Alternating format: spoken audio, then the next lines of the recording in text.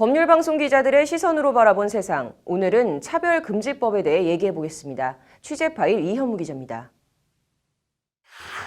문재인 대통령이 지난 10일 신년 기자회견에서 겨울은 추워야 제맛이다며 인류학자들은 빙하기의 인간성이 싹텄다고 한다. 온기를 나누며 서로가 더 절실해졌다는 말을 했습니다.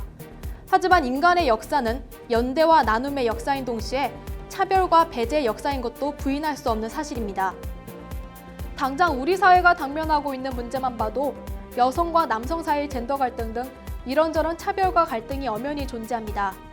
관련해서 우리나라에는 이런 근거 없는 혐오와 배제, 차별을 방지하려는 여러 법들이 제정돼 있습니다. 언뜻 떠올려봐도 장애인 차별금지법, 남녀고용평등법이 생각납니다.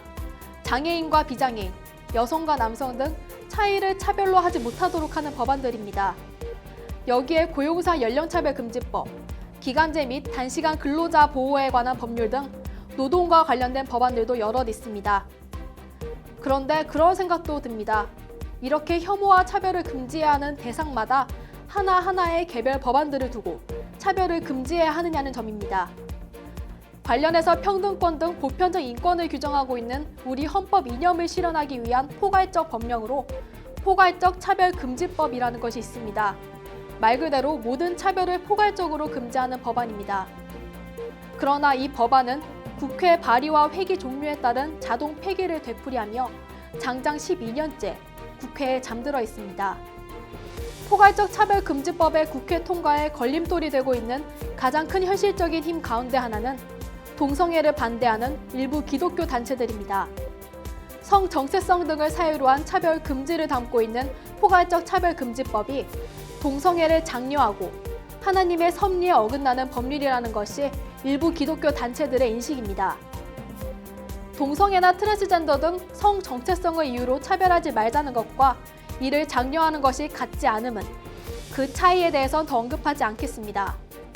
다만 우리 법령에 여전히 존재하는 성주체성 장애라는 표현으로 대변되는 다수와 다른 성정체성을 단순히 다수가 아닌 소수라고 해서 장애로 계속 규정하고 있는 게 온당한지는 한번 생각해 볼 필요가 있을 것 같습니다.